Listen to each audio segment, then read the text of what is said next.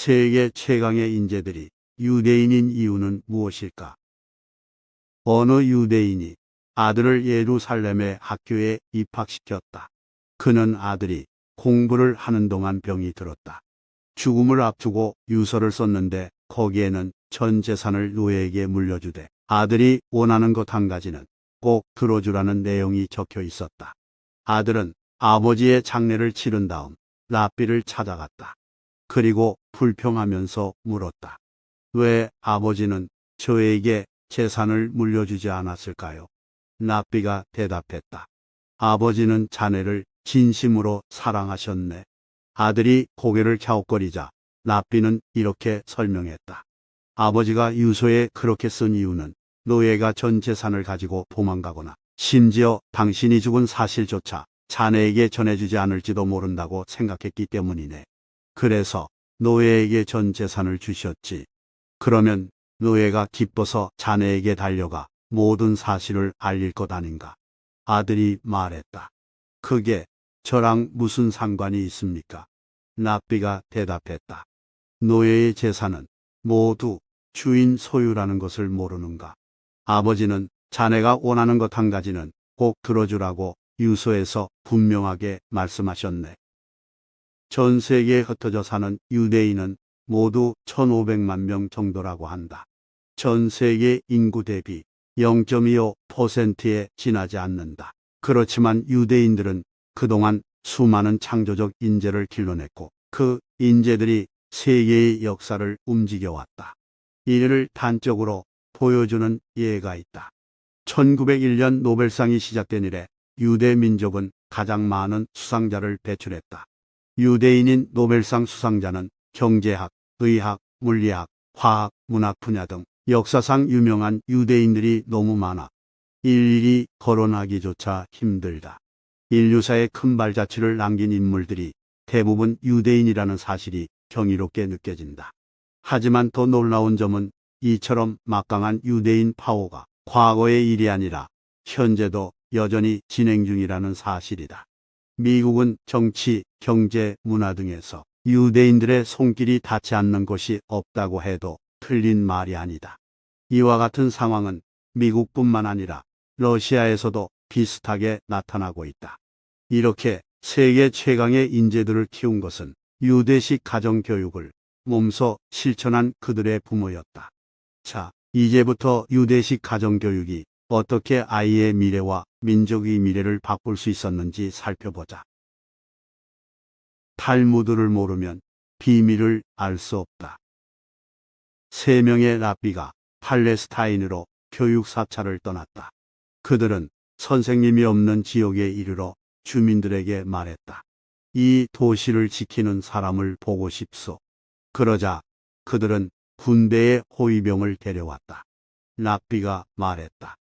이들은 도시를 지키는 자들이 아니라 파괴하는 자들이다. 주민들은 말했다. 그럼 도시를 지키는 자는 도대체 누구입니까? 랍비가 대답했다. 바로 가르치는 자이다. 그러니 그대들의 스승을 하나님을 섬기듯 섬겨라. 어느 남자가 유대인들의 자녀 교육의 비밀을 알고 싶어 했다. 한 사람이 그에게 구약 성경을 읽은 다음에 유대인에 대한 문헌을 살펴보라고 귀띔해 주었다. 그는 그 사람이 일러준 대로 했지만 유대인의 비밀에 대해 감을 잡을 수 없었다. 그러던 중 유대인의 삶의 규범인 탈무드에 대해서 공부하지 않고서는 유대인을 알 수 없다는 사실을 뒤늦게 깨달았다. 그는 유대교의 랍비를 찾아갔다. 랍비는 그가 찾아온 이유를 듣고 이렇게 말했다. 자네는 탈무드에 대해 배우고 싶다고 하지만 아직 그것을 배울 자격이 없는 것 같군. 그는 단념하지 않고 랍비에게 간청했다. 저는 꼭 탈무드를 공부하고 싶습니다. 제발 기회를 주십시오. 랍비는 간청에 못 이겨 간단한 시험을 해보자고 하면서 이런 질문을 했다. 두 아이가 여름방학에 집에 굴뚝을 청소했다네. 한 아이는 얼굴이 새까맣게 되어 내려왔고 다른 아이는 깨끗한 얼굴로 내려왔다네. 자네는 두 아이 중 누가 얼굴을 씻을 거라고 생각하는가? 그는 자신 있게 대답했다. 그야 물론 얼굴이 새까맣게 된 아이겠지요. 그러자 랍비는 냉정하게 말했다. 그러기에 자네는 아직 탈무드를 배울 자격이 없다는 것일세. 그가 고개를 갸웃거리며 바라보자 랍비는 이렇게 설명해 주었다. 두 아이가 굴뚝 청소를 했는데 한 아이는 깨끗한 얼굴로 다른 아이는 까만 얼굴로 내려왔네. 얼굴이 까맣게 된 아이는 얼굴이 깨끗한 아이를 보면서 자기 얼굴도 깨끗할 거라고 생각하겠지. 하지만 얼굴이 깨끗한 아이는 얼굴이 까맣게 된 아이를 보면서 자기 얼굴도 더럽다고 생각하고 씻으려고 할 걸세. 이야기를 듣고 난 후 그는 큰 소리로 말했다. 그렇군요. 한 번만 더 시험해 주십시오. 랍비는 동일한 질문을 던졌다. 두 아이가 굴뚝 청소를 했는데 한 아이는 얼굴이 새까맣게 되어 내려왔고 다른 아이는 깨끗한 얼굴로 내려왔네. 자네는 두 아이 중 누가 얼굴을 씻을 거라고 생각하는가? 그는 이미 정답을 알고 있었으므로 자신 있게 대답했다. 얼굴이 깨끗한 아이가 씻겠지요. 그러자 랍비는 퉁명스럽게 말했다. 그래서 자넨 아직 탈무드를 배울 자격이 없다는 것일세. 그는 이상하다는 듯이 말했다. 좀 전에는 얼굴이 깨끗한 아이가 먼저 씻는다고 말씀하시지 않았습니까? 랍비가 미소만 짓고 아무 말이 없자 그는 매우 낙심하면서 말했다. 그럼 탈무드에서는 그 정답을 뭐라고 하는지요? 랍비는 이렇게 말했다. 그야 물론 두 아이가 모두 씻어야지. 같이 굴뚝 청소를 했는데 한 아이의 얼굴은 까맣고 다른 아이의 얼굴은 깨끗하다는 것이 말이 되는가? 배움이라는 뜻을 가지고 있는 탈무드는 유대교의 율법과 전통 지혜 등에 대해서 구전되어 오던 것을 율법학자들이 해설을 붙여 집대성한 것이다. 그것은 랍비들이 토론을 통해 역사, 법률, 경제, 지리, 과학, 의학 등의 통찰을 기록한 방대한 책이다. 탈무드는 그냥 읽기만 하면 되는 것이 아니라 그 속에 담긴 참된 의미를 파악하고 마음에 새겨야 한다. 그래서 보통 1시간 수업을 받으려면 적어도 4시간 이상의 학습 준비를 해야 한다. 탈무드 수업에서 교수는 가르치지 않고 큰 줄기만 이야기해주며 공부의 방향만 제시해준다. 유대인들에게 있어 권위는 탈무드를 어느 정도 연구했느냐가 그 척도가 된다. 따라서 탈무드를 가장 많이 연구한 랍비는 유대인들에게 최고의 권위를 인정받는다. 랍비란 스승이라는 뜻이다. 유대교를 이끄는 랍비는 유대인들의 교사이자 재판관이며 때로는 부모 역할을 맡기도 한다. 유대인 사회에서는 랍비가 공동체의 중심에서 스승 역할을 하며 공동체를 이끌고 있다. 유대인은 자신의 지식과 지혜를 자녀들에게 전해주는 것이야말로 부모의 가장 큰 역할이라고 생각한다. 그래서 아이들도 학문에 대한 열의가 높고 무엇을 배우든지 철저히 배운다.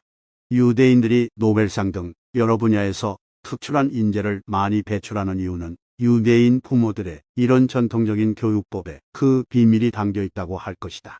우리나라 아이들에게 공부는 왜 하니, 공부하는 목적이 뭐니라고 물으면 좋은 성적을 받아서 좋은 대학 가려고요라고 대답하는 아이들이 있다.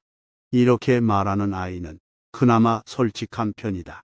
다른 아이들은 별걸 다 묻는다고 생각하는지 입을 꾹 다물어 버린다. 공부하는 목적, 삶의 목적을 한마디로 말하지 못하더라도 우리는 행복을 추구하면서 산다. 결국 공부하는 목적도 행복하게 살기 위해서이다. 부모는 아이에게 왜 공부를 해야 하는지, 공부하는 목적이 무엇인지에 대해 대화를 나누면서 아이가 폭넓은 교양과 지식을 쌓을 수 있도록 좋은 환경을 만들어 주어야 한다. 어떤 환경에서 배우느냐에 따라 아이의 교육이 달라지기 때문이다. 유대인 교육의 핵심은 대화식 교육법이다. 스승의 질문과 제자의 대답이다. 사람의 입은 하나인데 귀는 둘이다. 왜 그런가? 이야기하는 것보다 더 많이 듣고 잘 들어야 한다는 뜻입니다. 사람의 눈은 흰 부분과 검은 부분으로 이루어져 있다. 그런데 왜 검은 부분으로 세상을 보는 것인가? 그것은 세상을 어두운 면에서 보는 편이 좋기 때문입니다. 밝은 면에서 보면 지나치게 자신에 대해서 낙관적인 사고 방식을 갖게 되기 때문에 그로 인해 교만해지지 않도록 경계하기 위함입니다. 유대인의 가정교육의 핵심은 대화식 교육법이다.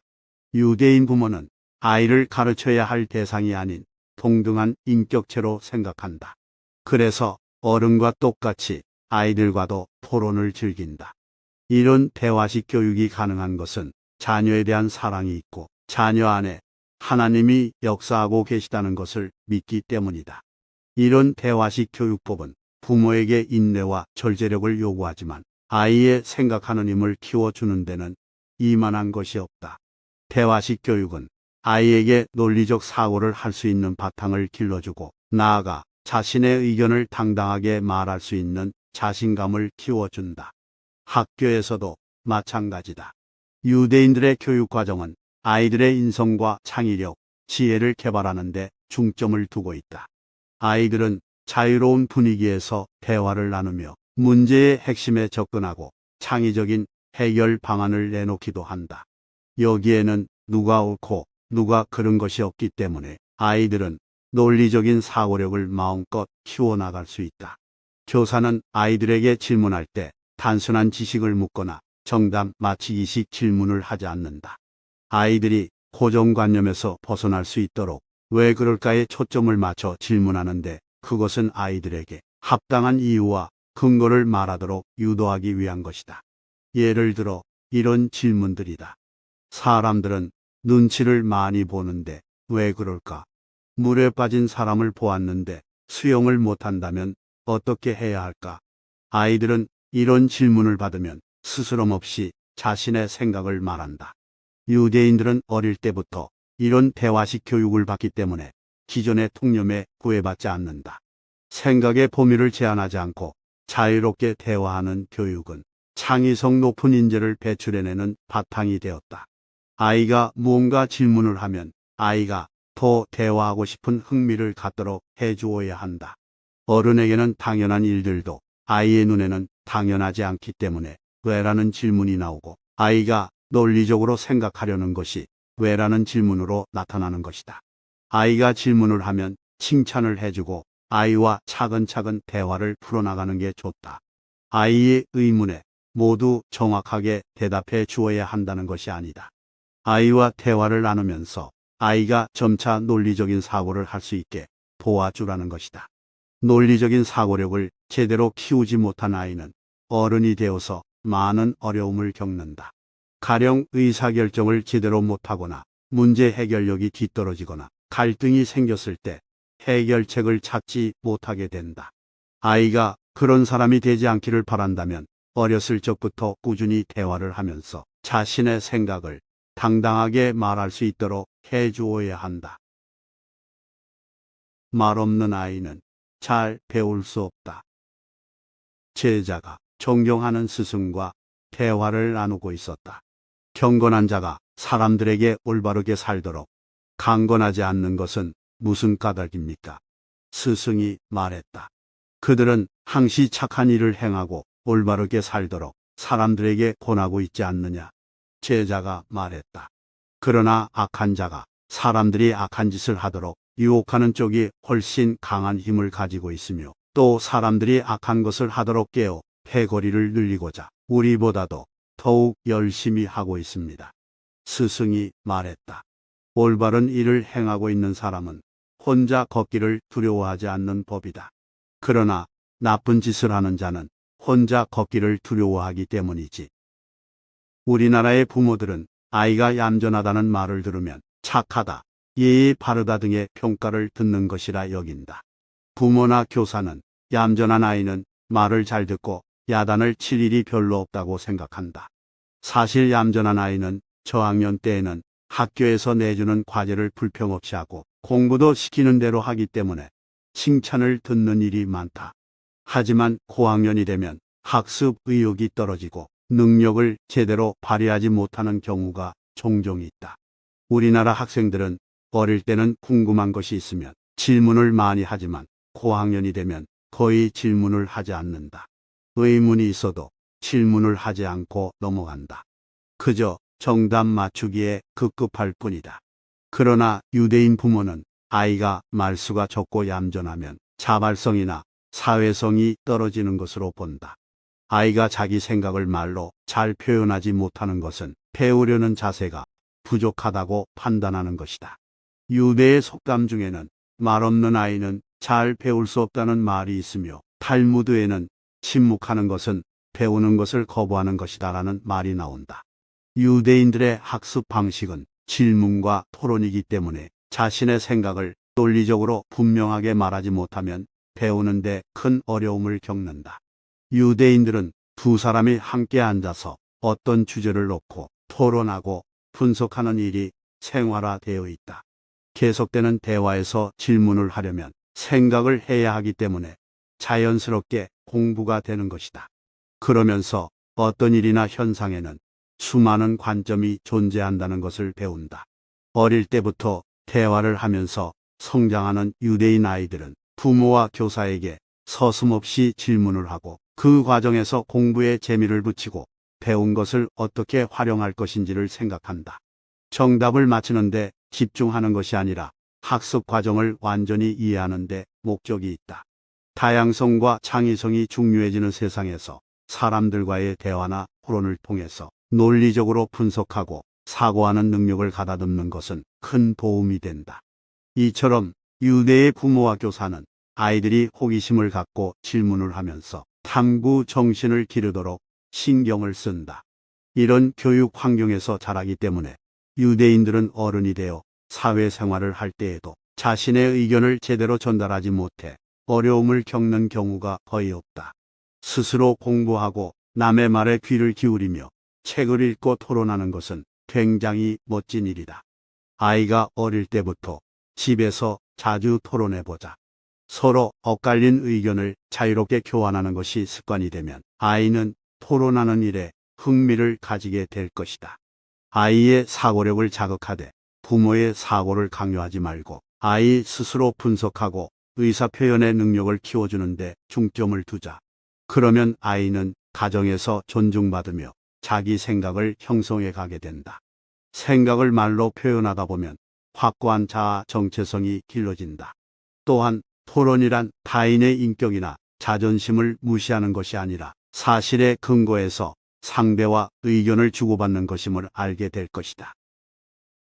두뇌를 활용하는 습관을 들이게 한다. 여행 중인 두 나그네가 길을 잃어 산속을 헤매다 외딴 집을 발견하게 되었다. 그 집은 주인 없는 빈집이었는데 높은 천장에 과일이 가득 든 바구니가 걸려 있었다. 허기진 두 사람이 급한 마음에 바구니에 손을 뻗어 보았지만 너무 높은 곳이라 손이 닿지 않았다. 그러자 한 사람은 화를 내며 집을 뛰쳐나가 버렸다. 반면에 남은 한 사람은 끝까지 포기하지 않았다. 몸을 움직이기도 힘들 만큼 허기진 상태였지만 천장에 매달려 있으니 누군가 그것을 매달았을 거고, 그러니 내릴 수 있는 방법이 있을 거야 라고 생각하고 집안을 샅샅이 뒤져 마침내 사다리를 찾아냈다. 사다리를 타고 천장에 올라가 과일로 배를 채운 나그네는 가벼운 마음으로 다시 여행길을 떠났다. 그러나 빈집을 뛰쳐나간 나그네는 굶주림에 못 이겨 길에 쓰러져 숨을 거두고 말았다.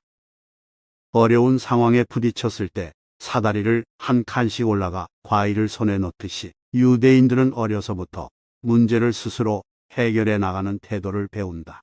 유대인이 그동안 지적인 연구에서 선도적인 위치를 지켜온 것은 이렇게 주체적으로 문제를 해결하는 교육을 받았기 때문이다. 그런데 우리나라 부모들은 아이에게 무엇이든 챙겨주려고 한다. 그것이 버릇이 되면 아이는 스스로 하고 싶은 욕구나 열정이 사라진다. 아이가 과제물을 해결하지 못하면 어떤 부모는 아이 대신 해주거나 답을 알려주는데, 그러면 아이는 어려운 문제, 힘든 일이 있으면 하기 싫고 귀찮아서 부모에게 의존하게 된다. 그래서 우리나라에는 학습성 무력증에 빠진 아이들이 꽤 많다. 그런 아이들은 긍정적인 방식으로 문제를 해결하지 못하고 자신감도 많이 부족하다. 그저 부모가 자기들의 문제를 대신 해결해 주기만을 바랄 뿐이다. 아이 스스로 문제를 해결하는 힘을 키워주고 싶다면 인내심을 가지고 아이와 대화하면서 문제를 풀어나가야 한다. 그래야 아이에게 자립심과 독립심을 길러줄 수 있고 스스로 문제를 해결하는 힘이 생겨날 수 있다. 문제를 해결하는 능력을 키워주지 않는다면 아이들은 삶의 위기에 부딪혔을 때 거기서 헤어나오지 못할 수도 있다. 유대인은 어려서부터 두뇌를 사용하여 문제를 창의적으로 해결하는 것을 배운다. 어릴 때부터 받는 가정교육과 학교 교육의 시스템은 두뇌를 사용하는 것에 알맞게 짜여 있다. 유대 학교에서는 과제물을 내줄 때 많은 자료를 수집하게 하고 그 자료들을 적절하게 정리, 평가, 종합하여 스스로 과제를 완성하도록 만든다. 과제물을 평가하는 기준도 자료를 어떻게 가공하여 창의적인 의견을 내놓았는지에 중점을 둔다. 유대인이 지혜로운 것은 머리가 좋다기보다는 평상시의 두뇌를 잘 활용할 수 있도록 훈련받은 결과라고 볼 수 있다. 탈무드에는 물고기 한 마리를 주면 한 끼를 먹을 수 있지만 물고기를 잡는 방법을 가르쳐 주면 평생을 먹고 살 수 있다는 말이 있다. 그래서 유대인들은 지식 자체를 가르치기보다는 학문을 배우는 방법, 지식을 얻는 방법을 가르치는데 더 주안점을 두어 훨씬 유용하고 효율적으로 공부를 하게 유도한다. 아이들은 현명한 판단력과 분별력을 키워가는 과정에 있다. 아이에게 이렇게 해라, 저렇게 해라 지시하지 말고 스스로 생각할 수 있도록 지도해 주어야 한다. 부모는 아이에게 각각의 과제나 어려움을 해결할 수 있는 자신감을 심어주고 어떻게 하면 좀 더 효과적으로 지식과 두뇌를 활용할까에 대해 생각하고 방법을 찾도록 해야 한다. 그러면 아이들은 기존에 해오던 방식에서 탈피하여 창의적인 방식으로 문제를 해결하는 힘을 키울 수 있을 것이다. 자녀를 가르치기 전에 눈에 감긴 수건부터 풀어라. 하나님은 말씀하셨다. 나는 나의 형상과 특징에 따라 인간을 만들었다. 신체적으로 인간과 천사는 구별되는 점이 없다.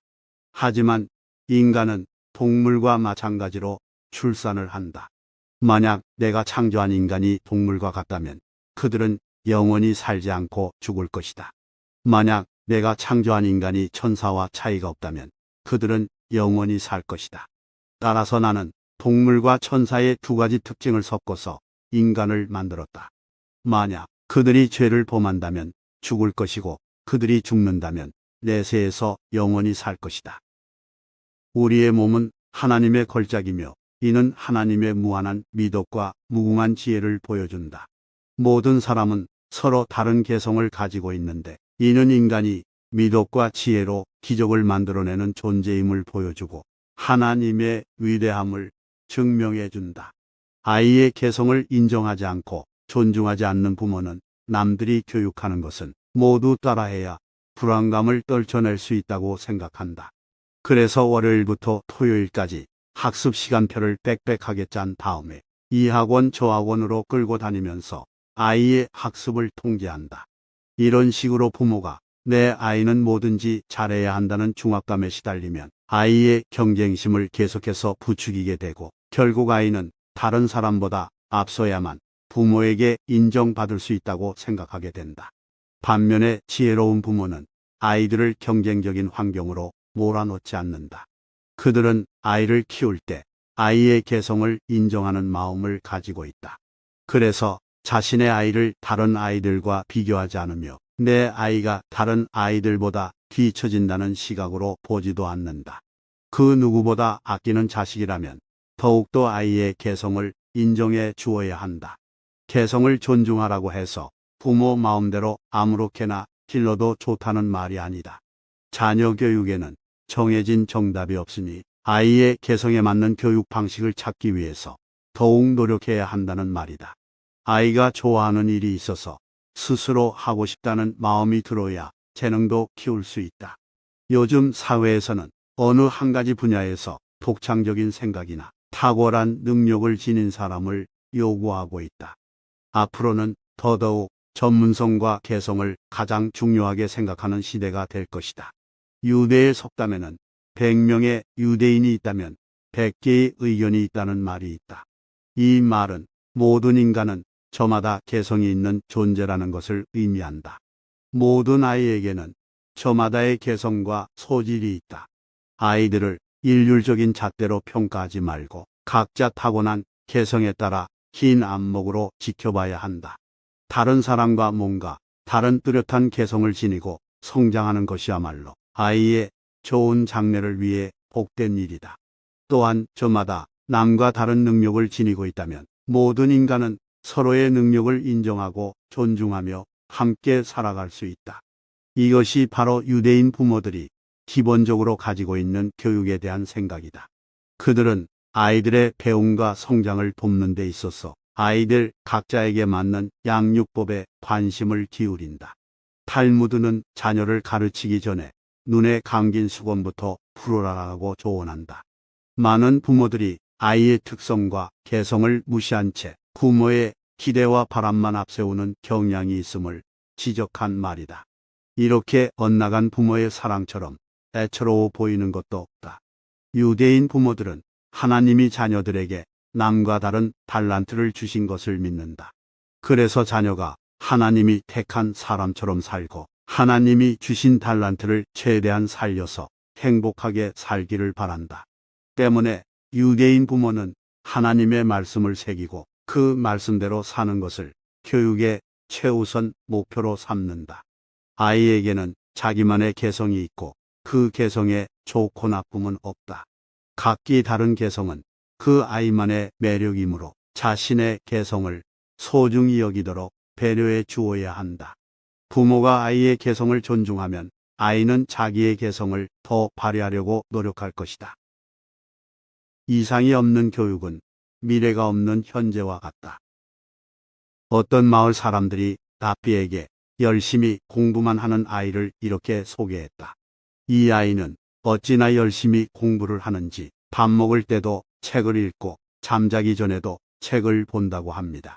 이 말을 듣고 랍비는 대답했다. 아마도 이 아이는 아는 것이 많이 부족할 것입니다.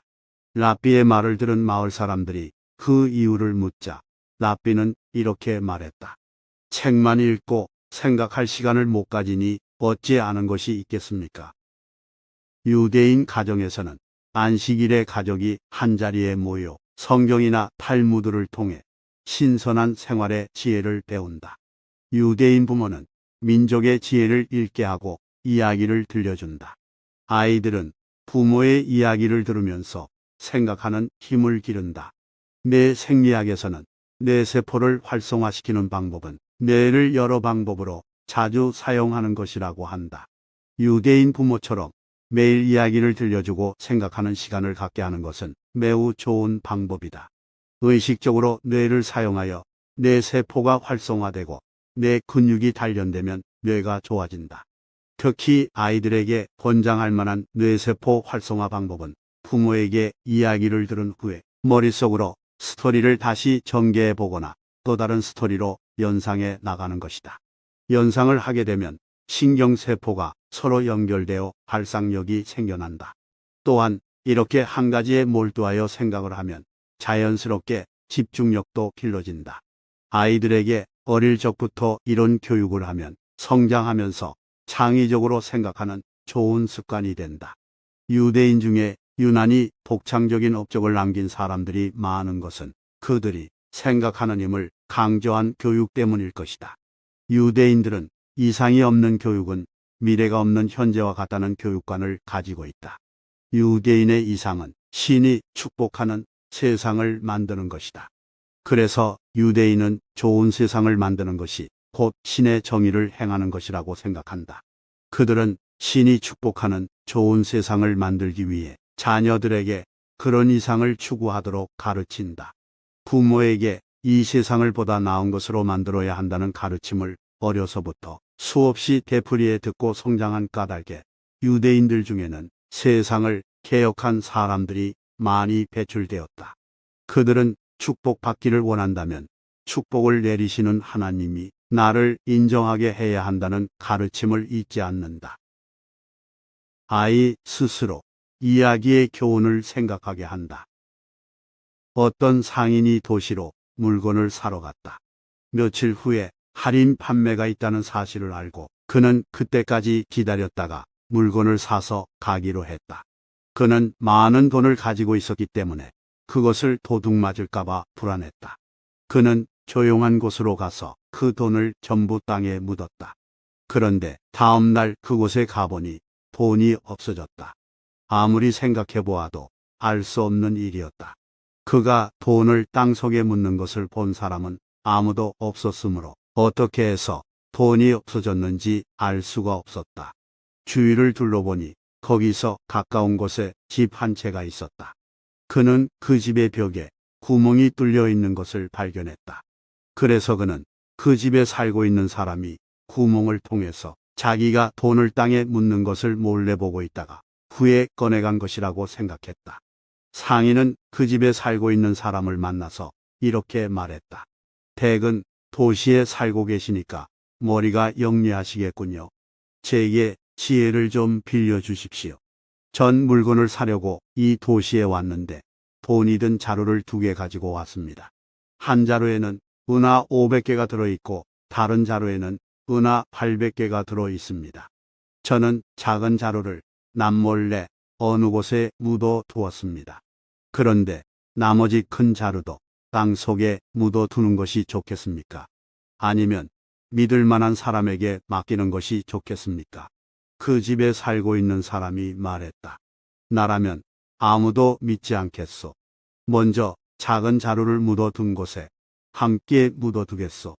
상인이 돌아가자 욕심 많은 그 남자는 자기가 훔친 돈자루를 처음 있던 자리에 다시 묻었다.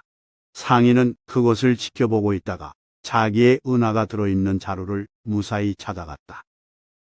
유대인은 이야기를 좋아한다.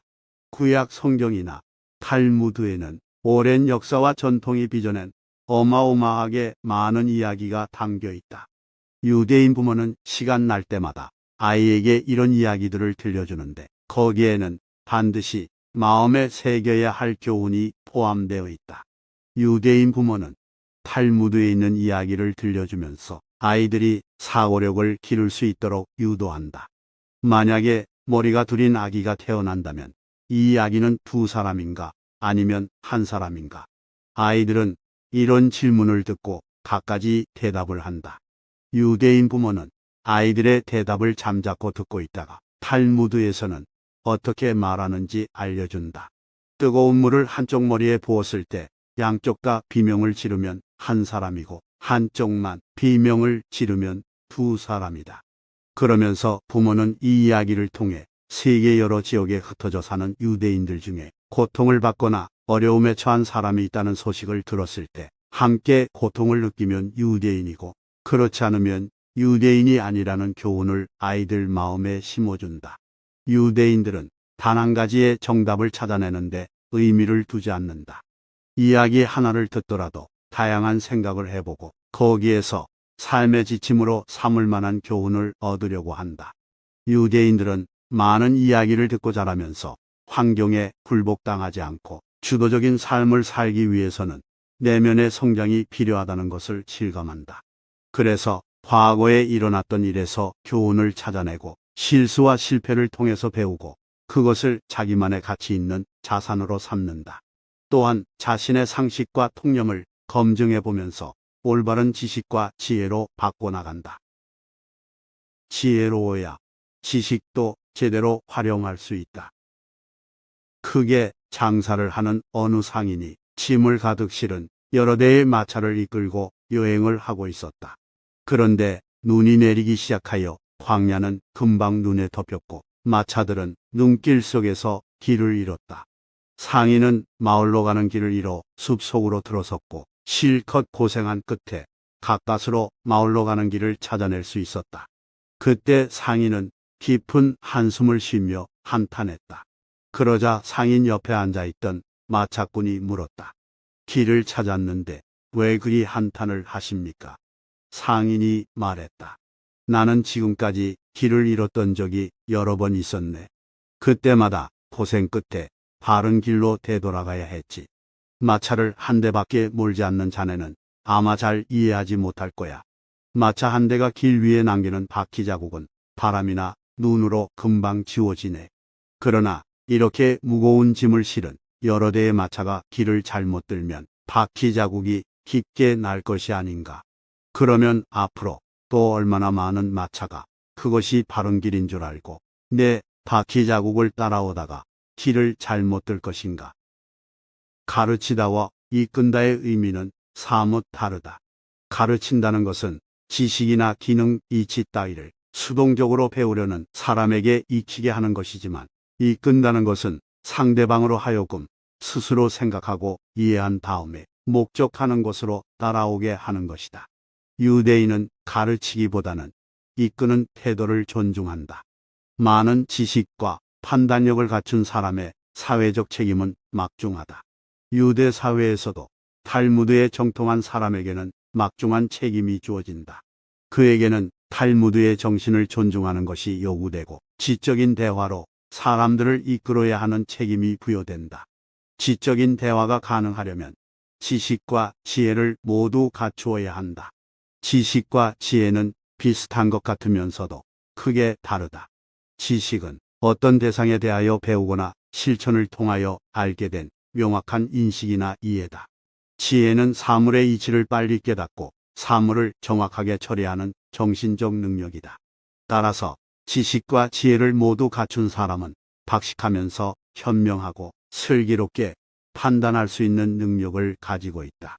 그런데 우리나라의 교육은 지식 습득에 집중되어 있다. 학교에서는 더 많은 지식을 주입하는 데만 급급하고 어떻게든 좋은 대학에 합격하게 만드는 것이 목표가 되었다.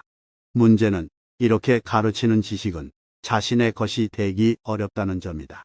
억지로 외워서 알게 된 지식은 결코 오래가지 못한다. 지식을 이해하고 삶에 응용할 수 있어야만 진짜 지식이 된다. 지식은 인생을 살아가는 데 있어서 필요한 여러 조건 중 하나일 뿐이다. 어떻게 살 것인지, 지식을 자신의 삶에 어떻게 적용할 것인지를 결정하는 것이 바로 지혜이다. 유대인들은 지식에 앞서 지혜를 가르친다. 지혜로워야 지식도 제대로 활용할 수 있다고 보기 때문이다. 지혜는 지식을 올바로 사용함으로써 평생을 지탱하게 해주는 힘의 원천이며 누구도 빼앗지 못하는 자신의 귀중한 재산이다. 부모가 잡은 물고기를 억지로 입속에 넣어주는 한국식 교육과 물고기를 낚는 지혜를 가르치는 유대인 교육은 앞으로 어떤 결과를 가져올까? 다양한 독서와 토론을 통해 삶의 지혜를 터득하는 유대인과 오로지 대학 입시를 위해 인생의 황금기를 지식 습득에만 열을 올리는 한국인의 미래는 분명히 다를 것이다. 오늘날 유대인이 이룬 성취는 지식보다 지혜를 앞세운 교육의 힘을 보여주는 분명한 증거라고 할 수 있다. 최고의 부모가 되기 위한 필독서, 유대인 부모들의 소문난 교육법에는 이야기를 통해 자연스럽게 유대인 부모의 교육법에 대해 설명하고 있습니다. 그리고 그 천재교육법이 우리가 생각하는 것보다 특별하지 않고 평범하다는 사실에 우리 자녀에게도 충분히 적용할 수 있다는 것을 알 수 있습니다. 부모의 올바른 교육을 통해 우리 아이의 지혜와 창의력을 키워 아이가 자신의 인생을 주도적으로 살 수 있도록 도움을 줄 수 있는 도서, 유대인 부모들의 소문난 교육법을 정독해 보시는 걸 추천드립니다.